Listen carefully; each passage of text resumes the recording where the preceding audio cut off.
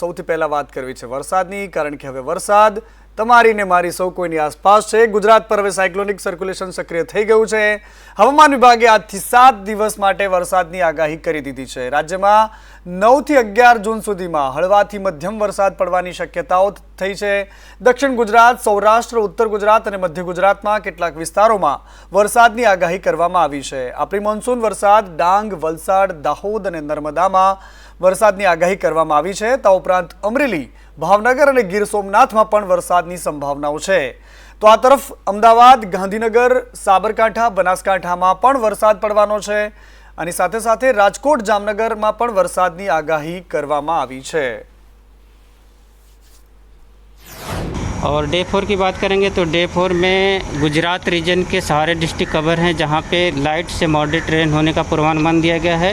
और नॉर्थ गुजरात के जो डिस्ट्रिक्ट हैं जहां पे लाइट से मॉडरेट रेन होने का पूर्वानुमान दिया गया है वो है गांधीनगर, अरावली, खेड़ा, अहमदाबाद, आनंद, पंचमहल, दाहोद और महिसागर।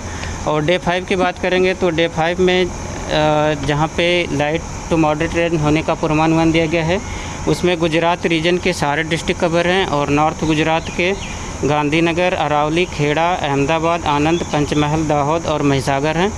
और डे 6 और डे 7 में गुजरात रीजन के सारे डिस्ट्रिक्ट कवर हैं जहाँ पे लाइट टू मॉडरेट रेन होने का पूर्वानुमान दिया गया है।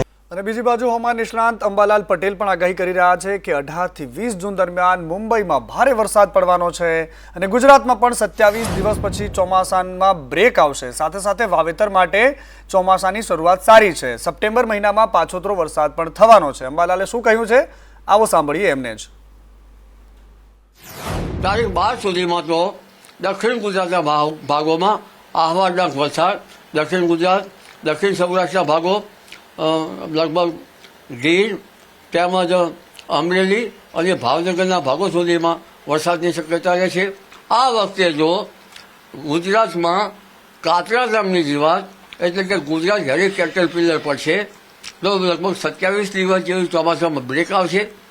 પરંતુ હાલમાં રોહિણી નક્ષત્રનો વરસાદ દક્ષિણ ગુજરાતના ભાગોમાં અને દક્ષિણ સૌરાષ્ટ્રના ભાગોમાં તારીખ 28 સુધીમાં કેટકેટ થવાની શક્યતા રહેશે। રાજનીતિમાં પણ ઝાપટું આવવા જઈ રહ્યું છે, કારણ કે આ ઝાપટું હશે ચૂંટણીઓ પૂરી થઈ ગઈ છે। ગુજરાતમાં ભાજપમાં સંગઠન અને સરકારમાં પણ ફેરબદલ થવાની વાતો સામે આવી રહી છે। શપથવિધિ બાદ ગુજરાતમાં એક મોટી ખલબલી થવાની છે।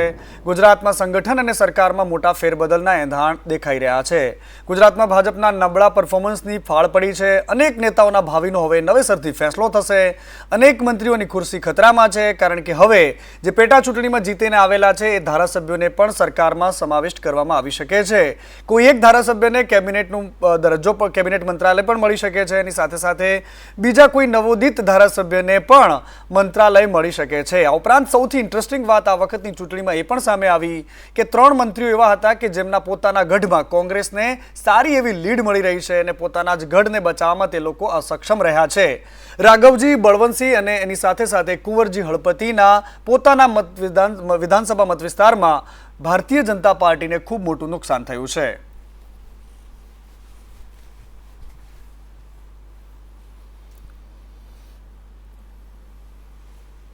અને બીજી બાજુ કોંગ્રેસમાંથી જીતેલા બનાસનાબેન ગેનીબેન હવે જીત બાદ પણ એક વાત જે કરી રહ્યા છે કોંગ્રેસના નેતાઓના માથા ખંજવાળતા કરી દે તેવી વાત છે।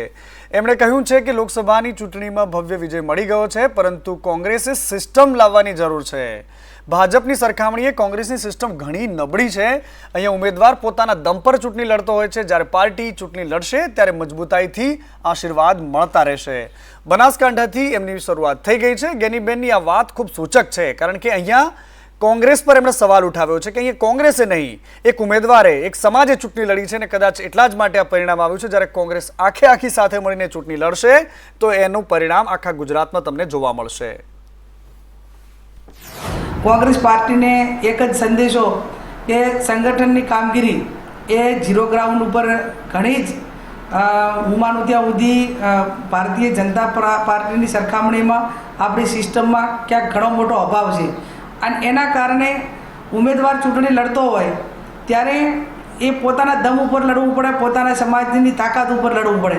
એને બદલે પેરેલલ એ પાર્ટી ચૂંટણી લડતી થશે એ દિવસે હું માનું ત્યાં સુધી કોંગ્રેસ એક મજબૂતાઈથી ચૂંટણી મેદાનમાં જઈ અને જન આશીર્વાદ મેળવશે. બનાસકાંઠાએ એને શરૂઆત કરી દીધી છે. ભૂતકાળની અંદર વાવ વિધાનસભા હોય કે બીજા બનાસકાંઠા જિલ્લો કાયમી કોંગ્રેસનો ગઢ રહ્યો છે.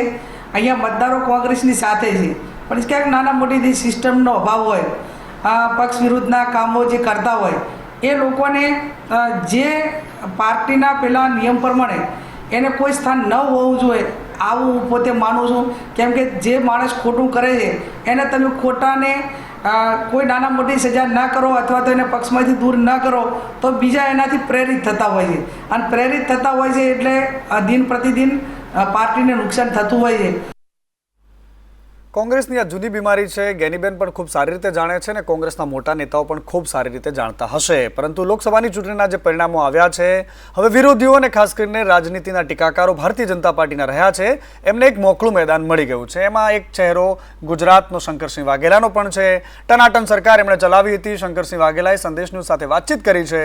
શું કહ્યું છે આવો એ પણ સાંભળીએ. રોક્યા કે નહીં, આટલું બહુ થઈ ગયું એ બી વધારે કહેવાય. મત જે અત્યારે 240 સીટ મળી ને પણ વધારે પડતી, છતાં પણ પબ્લિકે આપ્યું મત, અને એના આધારે અત્યારે ચેક એન્ડ બેલેન્સથી સરકાર ચાલશે. કોંગ્રેસ એ નથી કરતી. બીજેપી એડવાન્સમાં હોમવર્ક કરે છે. કોંગ્રેસ એડવાન્સમાં નહીં, 11th વાર બી હોમવર્ક નથી કરવી. થાય એવું ખરું. એના પરિણામે પાર્ટી નાની બનતી ગઈ, જેના કોઈ માલિક નથી, માલિકને પડી નથી ગુજરાતમાં શું થાય છે. એના કારણો હોઈ શકે, અને એના લીધે કોંગ્રેસ બાય ધી વે એક સીટ જીતી. એમાં બીજેપીને 25 જીત્યાનો આનંદ નથી, કોંગ્રેસ એક જીતી એનું દુઃખ છે. આવું નહીં હોવું જોઈએ. અને બીજી બાજુ કોંગ્રેસના રાહુલ ગાંધીએ એક પ્રેસ કોન્ફરન્સ કરી અને જેમાં ભારતીય જનતા પાર્ટી પર એક મોટો આરોપ લગાવ્યો. શેર બજારમાં મોટા કૌભાંડનો એમણે આક્ષેપ લગાવ્યો છે. રાહુલ ગાંધીએ પ્રેસ કોન્ફરન્સ કરીને કહ્યું કે ભાજપના નેતાઓએ 4 જૂન પહેલા લોકોને મોટી સંખ્યામાં શેર ખરીદવા માટે કહેતા હતા. 1 જૂને શેર માર્કેટમાં તમામ રેકોર્ડ તોડ્યા અને 4 જૂને આ માર્કેટ તૂટ્યું. એમાં કરોડો રૂપિયાનું નુકસાન થયું છે. એના માટે કોણ જવાબદાર છે એના મામલે હવે જોઈન્ટ પાર્લામેન્ટરી કમિટી પાસે તપાસ કરાવવી જોઈએ. આ પ્રકારની માંગ પણ રાहुल गांधी કરી છે. प्रधानमंत्री ने देश की जनता को इन्वेस्टमेंट एडवाइस क्यों दी, और 5 करोड़ परिवारों को जो इन्वेस्ट करते हैं उनको प्रधानमंत्री ने, होम मिनिस्टर ने स्टॉक खरीदने का आदेश क्यों दिया.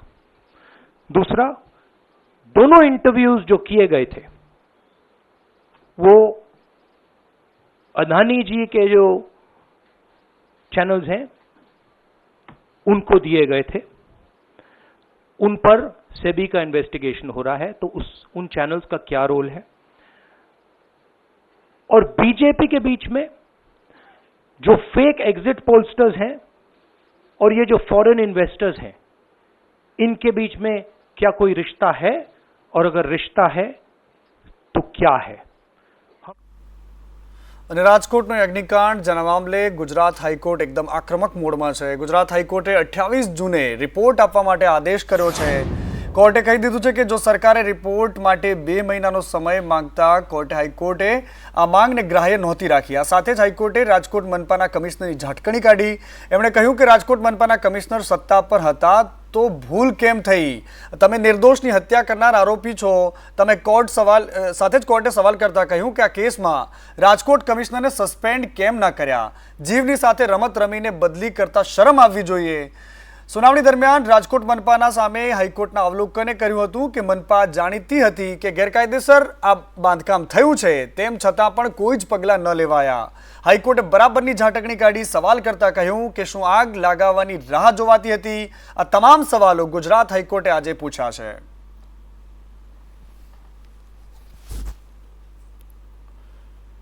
અને જે આશંકા સંદેશ ન્યૂઝ પહેલા દિવસથી વ્યક્ત કરતું હતું કે અગ્નિકાંડમાં કોઈ આકા છે, આકાની સાથે સાથે એ નેતાઓ પણ છે કે જેઓ આ આખા ઘટનાક્રમના મુખ્ય સૂત્રધાર હોઈ શકે છે. રાજકોટ અગ્નિકાંડના કેસમાં ભાજપના કોર્પોરેટરે રાજકોટ મનપાની જ પોલ ખોલી છે. અગ્નિકાંડમાંથી બચવા કોર્પોરેટર નીતિન રામાણીએ મહાનગરપાલિકા પર આક્ષેપ કરતા કહ્યું કે ટીપીઓ સાગઠિયા આર્કિટેક્ટ નીરવ વરુ સાથે મળીને સેટિંગ કરતો હતો અને પ્લાન મામલે આર્કિટેક્ટ વહીવટ કરતા હતા. મેં માત્ર ગેરકાયદેસર બાંધકામ માટે ઇમ્પેક્ટ ફી ભરવાનું કહ્યું હતું. ત્યારે હવે કામ કઢાવવા ભાજપના નેતાઓની પણ સાંઠગાંઠની શંકા સેવાઈ રહી છે. નીતિન રામાણી આપણી સાથે છે. નીતિનભાઈ, શું કહેશો? તમારી કેવી રીતે તમારા સંપર્કની અંદર આવ્યા હતા અને તમે કઈ રીતે ભલામણ કરી? મારી પાસે વીડી છે ને, વીડી કરીને મારો ભાઈબંધ છે એક, વીડી કરી એનો ભત્રીજા હતા પ્રકાશભાઈ, એને મને ફોન કર્યો. એટલે મને કે નીતિન આવું હોય એ કે ઇમ્પેક્ટ ભરવાની છે ને એનું ગેમ ઝોન છે એ કે કાયદેસર કરવાનું છે. મેં તો મોકલજો મારી ઓફિસે. એટલે મેં આર્કિટેક્ટને ફોન કર્યો અને એને ભલામણ કરી. એટલે એને જોયું ને ડ્રોઈંગ બોઈંગ બનાવીને તૈયાર રાખ્યું બધું કમ્પ્લીટ. પછી પાછો હમણાં 2.5-3 મહિના થયા છે કે 4 મહિના થયા કે બોલો કાંઈ કરતો નથી. પ્રકાશભાઈને આ બે આવ્યા. એટલે મેં કીધું ભાઈ આર્કિટેક્ટને ફોન કર્યો. મેં કીધું ભાઈ શું થયું? કે મને કાગળિયાનું આપે નીતિનભાઈ ક્યાંથી કરો? એટલે મેં એને કીધું ભાઈ તમે કાગળિયા પૂરા પાડો, એના વિના કાંઈ ન થાય. મેં કીધું રેવોટ પ્લાન જોઈએ, બિનખેતીનો હુકમ જે માગે એ આપો એને. એટલે આપણે મેં કીધું પછી મેલે ફાઇલ પછી થાય તમારું આગળ. ઇમ્પેક્ટ ફી ભરવાનું આવે એટલે એ ગેરકાયદેસર હોય. નકર તો ઇમ્પેક્ટ ફી ક્યાં ભરવાનું હોય? પ્લાન પાસ હોય, કમ્પ્લીશન હોય તો ઇમ્પેક્ટ ફી કાંઈ આવે નહીં ભરવાની. કોણ હતો તમે જેને વરુ સાહેબ. વરુ કોણે અને કોણ એ સાગઠિયા સાહેબ સાથે સંકળાયેલો છે? એ ખબર નથી આપણને. નીરવ વરુ હોય. મેં કહ્યું કે કોર્પોરેશનની ટીપી શાખા છે તેમાં વહીવટ વગર કોઈ કામ નહોતા થતા. એ નાના મોટા જે પ્લાનના ને એ હોય કાયદેસર કમ્પ્લીશન લેવાના ને એમાં એ હંધું હાલતું હોય. આર્કિટેક્ટ ચેનલ હોય. આ હંધુય હાલતું હોય આ શબ્દ તમે સાંભળ્યો? જરા ધ્યાનથી સાંભળવાની જરૂર હતી. આ નેતાઓ જે બોલે છે એ પણ જરા ધ્યાનથી સાંભળવાની જરૂર હતી. આ એસઆઈટી છે ક્યાં? એસઆઈટી આવા નેતાઓના નિવેદન કેમ નથી નોંધતી જે લોકો આ ગેરકાયદેસર બાંધકામ માટે ભલામણો કરતા હતા, જેમને આ વસ્તુ લીગલ કરાવવાની હતી? આ એવા જ કેટલાક ઉધઈની જેમ કોરી ખાનારા નેતાઓ પણ આ સિસ્ટમમાં ભરેલા પડ્યા છે. એમની સામે પણ એક્શન લેવા જોઈએ જો એમની સાંઠગાંઠ બહાર આવે છે તો. અગ્નિકાંડ બાદ બીજું પણ એક સામે વાત આવી છે કે અમદાવાદ રિવરફ્રન્ટમાં એક લોકમેળો ચાલતો હતો. એ મેળો ફરીથી શરૂ થઈ ગયો છે. સરકારની સૂચના બાદ પણ રિવરફ્રન્ટ પર જે આ મેળો ચાલતો હતો તે હવે ચાલુ કરવામાં આવ્યો છે. શું એએમસીના સત્તાધીશોને આ નથી દેખાતું કે કોઈ ઘટનાની રાહ જોવાઈ રહ્યા છે? કારણ કે મેળો ફરી ચાલુ કરવા માટે આ મામલો હાઈકોર્ટમાં પહોંચ્યો હતો. હાઈકોર્ટમાં જઈને એમણે કહ્યું હતું કે અમારી પાસે બધી જ વસ્તુ લીગલ છે, અમને આ મેળો કેમ ચાલુ કરવા દેવામાં ના આવે? સુનાવણી બાકી છે તેમ છતાં પણ મેળો ફરીથી શરૂ કરી દીધો છે.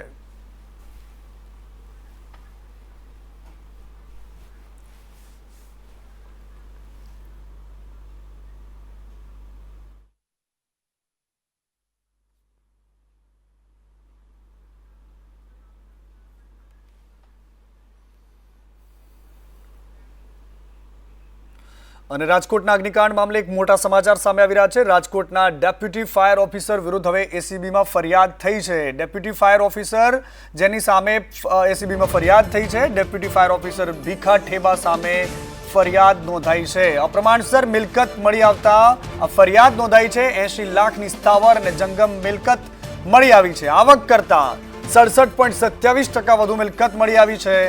આ મિલકત ત્યારે દેખાઈ જ્યારે મીડિયાએ આખો મામલો સામે લાવ્યો. 2012 થી લઈને 2014 દરમિયાન આવકની તપાસ કરાઈ હતી અને આ તપાસમાં સામે આવ્યું કે જમીન, પાર્ટી પ્લોટ, મકાન, ઓફિસ, દુકાનની ખરીદી ધડાકાભેર થઈ રહી હતી. કોઈ જોવાવાળું નહોતું. ત્યાં સુધી એસીબીને પણ આ વાતની ખબર નહોતી. સંદેશ ન્યૂઝે પણ પહેલા જ દિવસથી આ ખબર પર દમ લગાવીને કહ્યું કે અધિકારીઓની મિલીભગત છે. સામાન્ય લોકોના રૂપિયા ખંખેરીને આ પ્રકારે એમણે આવી મિલકત બનાવી છે અને એના જ પાપે રાજકોટમાં આટલી મોટી દુર્ઘટના ઘટી છે.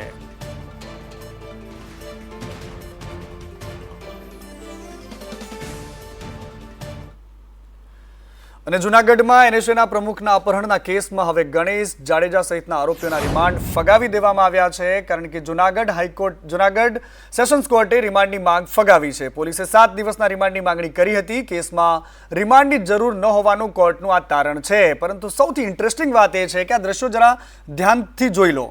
આ પોલીસ કર્મચારીઓની હાજરીમાં આરોપીઓ છે. વચ્ચે ઉભેલો પીળા શર્ટમાં ઉભેલો શખ્સ છે જેનું નામ છે ગણેશ ગોંડલ. એના ચહેરા પર મંદ મુસ્કુરાહટ છે. એને કોઈ જ વાતનો ડર નથી. એના ચહેરા પર સ્મિત છે. એ હસી રહ્યો છે. ખબર નહીં કોના પર હસતો હશે, પરંતુ એ ખૂબ સારી રીતે જાણે છે કે આ સિસ્ટમ જે ચારે બાજુ ઉભેલા છે લોકો, એ પોલીસ કર્મચારીઓ, આ તમામ વસ્તુઓના ખિસ્સામાં છે. કારણ કે એનો બાપ બાહુબલી નેતા છે.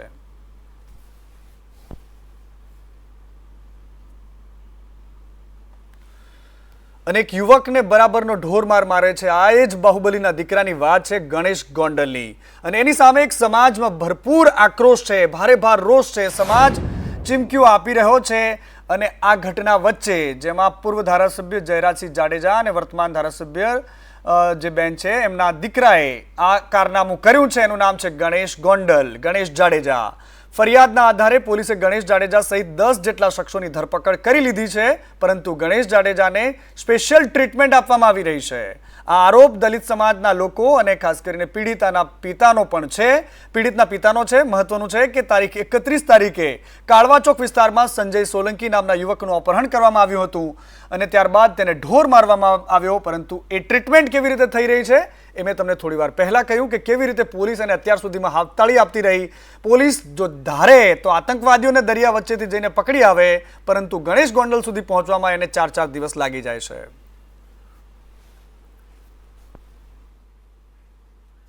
એને કોઈ સ્પેશિયલ સુવિધા આપવામાં ના આવે. એને પોલીસની વાહનમાં બેહાડવાની બદલે એના સ્પેશિયલ વાહનમાં લેવા છે. એનું અમને થોડુંક અનુજાતિ સમાજના લોકોને દુઃખ છે. અને ડીગુબા જાડેજા જે છે એ જયરાજસિંહના ભત્રીજા છે.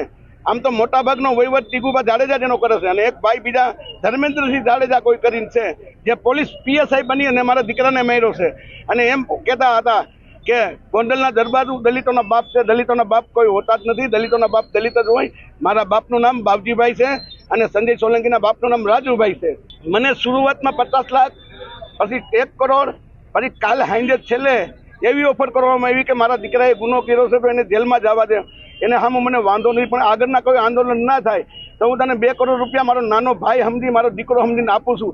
હવે તમે જે ખાઓ છો એની સંભાળ લેવાની જવાબદારી પણ તમારી પોતાની છે, કારણ કે જે તમે ખાઓ છો એ નકલી પણ હોઈ શકે છે. એ તમે ગમે તે હોય, ફ્રૂટ, ઘી, મસાલા, એ તમામ વસ્તુઓની સાવધાની રાખવાની જવાબદારી તમારી, ચકાસણી કરવાની જવાબદારી પણ તમારી. કારણ કે ભેળસેળિયા તત્વો એટલા બેફામ થઈ ગયા છે કે પાટનગર, ગાંધીનગરમાં પણ આ પ્રકારના ગોરખધંધા કરી રહ્યા છે.